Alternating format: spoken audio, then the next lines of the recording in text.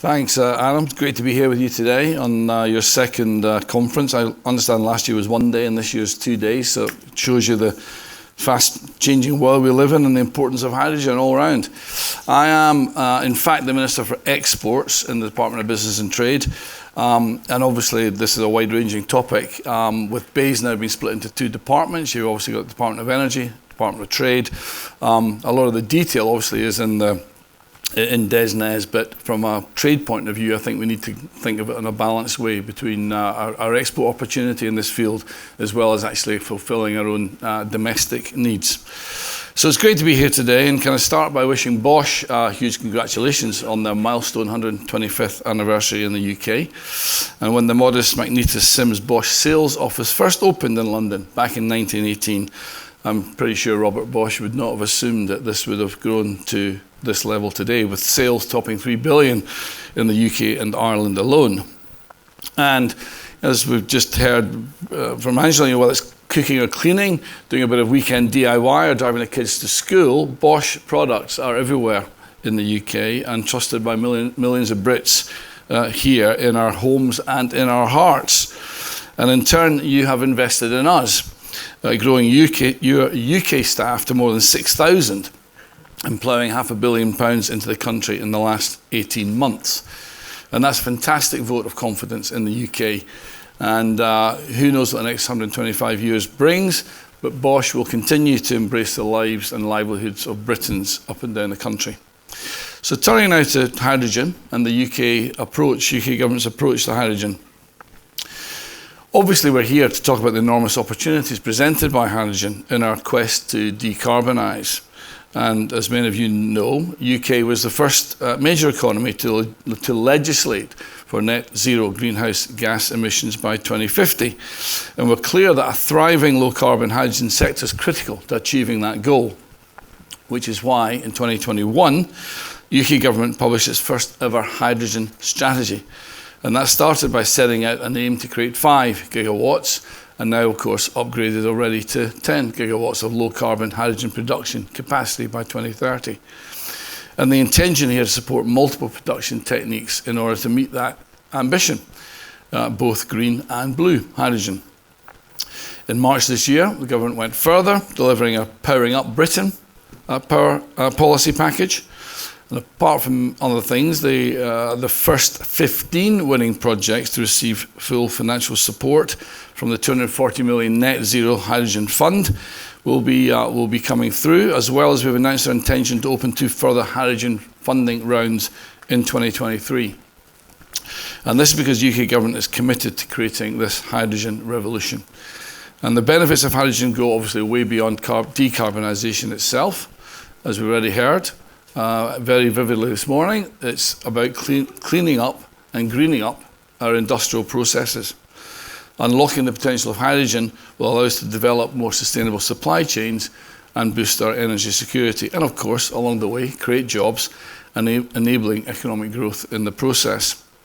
In fact, government analysis suggests that by the end of the decade, the sector could support over 12,000 UK jobs and unlock up to 11 billion in private investment across production, transport and storage alone.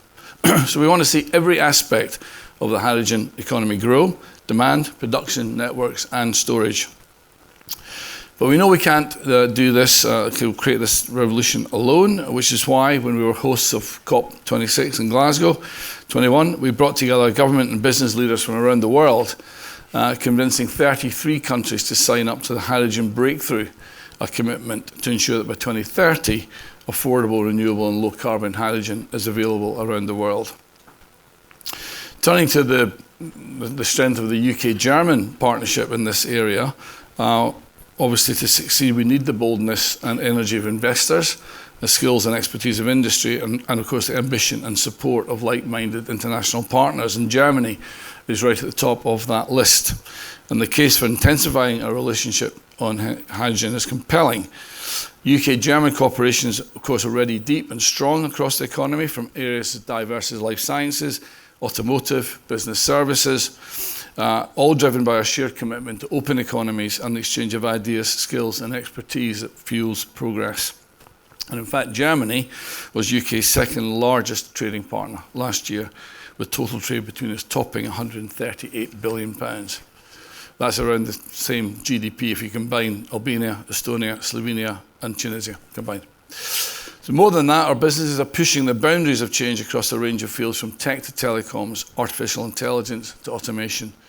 And as Europe's two most successful tech exporters and global leaders in renewable energy generation, we're perfectly placed to partner in spearheading that work on hydrogen. Germany, of course, is known across the world for its strong industrial base, which will be a key demand centre for hydrogen in the future. And whilst the UK is a world leader in offshore wind, which is a robust source for the low-carbon electricity needed to generate electrolyte hydrogen, all these complementary strengths together combine to make the potential for collaboration between UK and Germany very positive. And I'm pleased to say that many UK and German businesses are already working together in this space. Johnson Matthey are set to supply proton exchange membrane components to support SFC energy growth in hydrogen fuel cells, whilst ITM Power has signed contracts for the sale of 200 megawatts of PEM electrolyzers to Linde Engineering to be installed in Lingen, Germany, and powered by offshore wind from the North Sea. And BP and Uniper have submitted plans to the European Commission to set up an ammonia import terminal at Wilhelmshaven, where ammonia will be broken down into hydrogen and nitrogen. And of course, our hosts today, Bosch, are doing fantastic work with British firm Ceres Power in the development of solid oxide fuel cells. So success stories like these should give us inspiration and confidence. There's so much more scope for further collaboration between dynamic British and German firms along the entire hydrogen value chain. And we'll continue to work closely with our German counterparts in developing that partnership and to develop and basically demonstrate international leadership on hydrogen at both a regional and global level. So just coming to a conclusion, ultimately, of course, it's businesses that trade, not governments. The government does have a vital role to play in helping clear the path, the progress and driving the economic growth we all want to see. And that's exactly what the UK government is determined to work on with industry and our diplomatic partners to do so. So as the world's two most important trading nations, Germany and the UK can lead the way in building a greener, cleaner and more sustainable global economy. And in the process, create good quality jobs, strengthen our supply chain and stimulate growth. And I've seen and heard so much already in our session this morning before we came here that's left me excited about the opportunities on offer in the hydrogen space, and we now need to grasp them with confidence. Germany and UK are natural partners and working together, and the only limit to our success will be the scale of our ambition.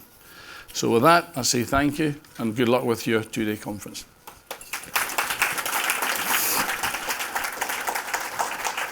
Just time for a few questions, I think. Yep.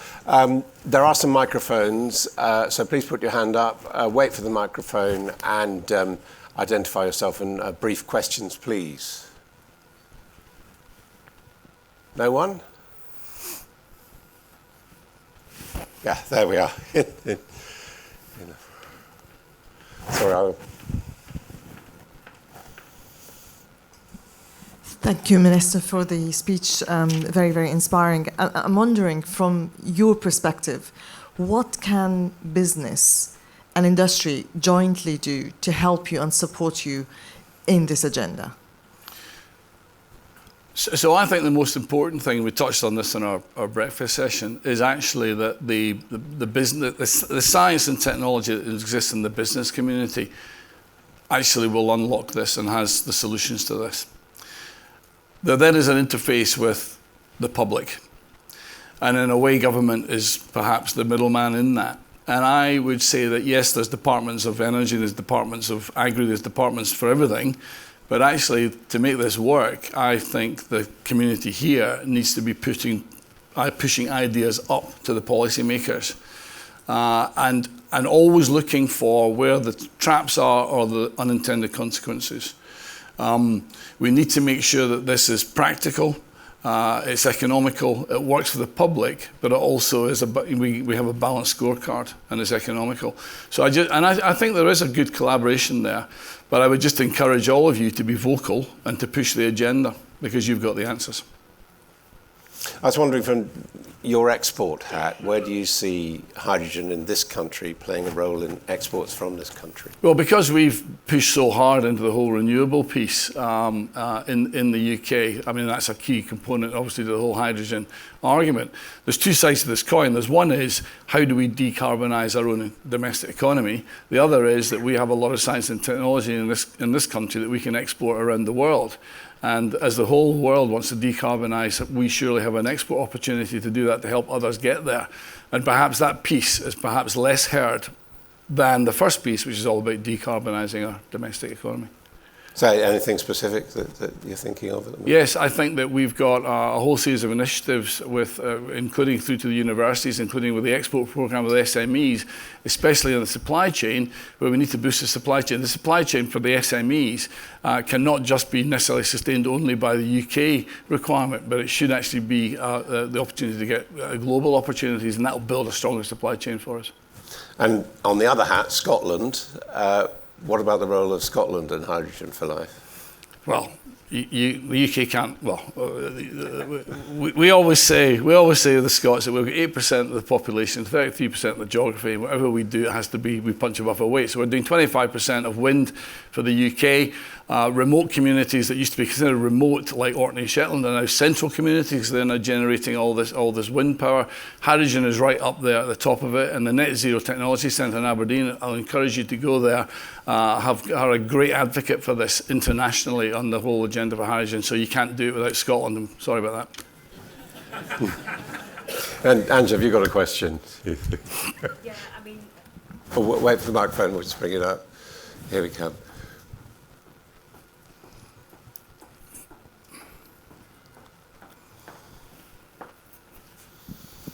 What is your view on how the energy bill being passed through right now, and it's having some difficulties with regards to the hydrogen levy? How do you think that's going to be resolved in the short term?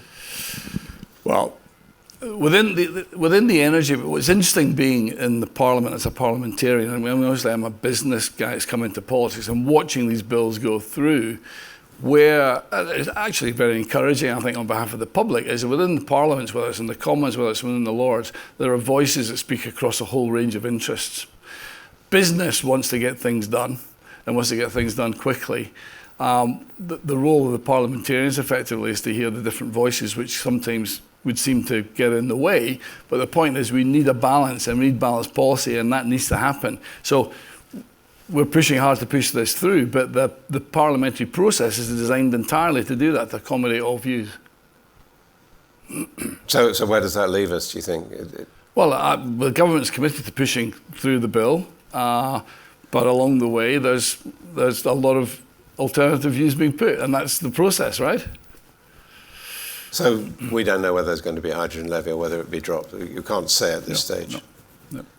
And what about this thing that Grant Shapps has said today, that he believes the UK is actually leading in support for hydrogen industries compared to the United States and the European Union? How does that work? I think that in general, to be fair to the UK, we've been ahead of the game on renewables generally. The big thing that we've done in terms of the last 10 years financially has been the Contracts for Difference scheme. And that has allowed us to get 40% of our energy powered from renewables, which is probably double what it is in the US. And we've put a lot of money into that programme. We've now got the situation with IRA and the situation in Europe, which is a game changer. We understand that. And we mustn't be complacent about that. But we're in a good, I would say UK is in a good place, but without being complacent about that. Question here.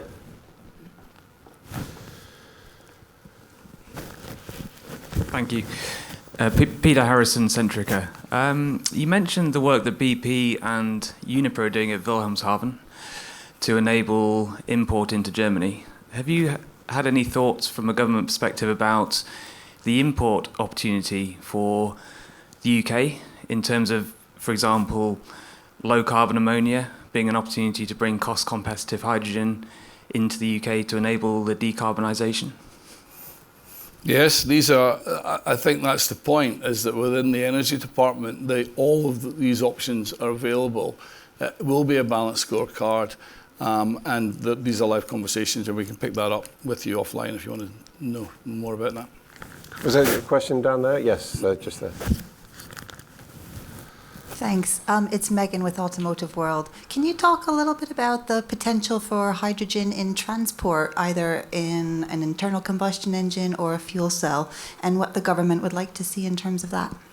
Well, we were talking a little bit about this in this session before, and it's maybe the 80-20 rule works, that when we're doing when it's light traffic, light delivery vans, etc., then probably electrification works. But it's the heavy traffic that needs to go to hydrogen, and that is going to require investment in infrastructure. And that is somewhere where I would say we're behind the curve. The countries, perhaps the exemplars of that right now, are actually Japan and South Korea. We can learn a lot from them. That is part of the transition. I mean, I think the key word in all this is transition.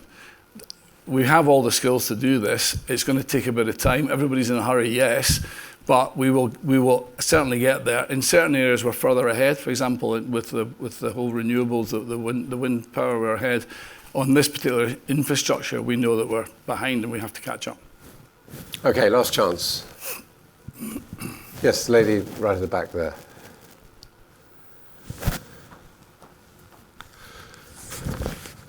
Hi, Kerry Mullen from EDF Dynamics. Just following on that theme about transport, what's your view about the difference in sort of requirements, I suppose, from the DFT and DESNZ in terms of the low carbon hydrogen standard? So for RTFOs, it's different for what's required for the hydrogen business model? So I'm just going to be completely honest and say that's a very technical question, and I'll get back to you on that. Well, that's probably a very good note on which to end. I'd like to thank Lord Offord very much indeed for coming here and facing this audience of experts. Thank you. Thank you very much.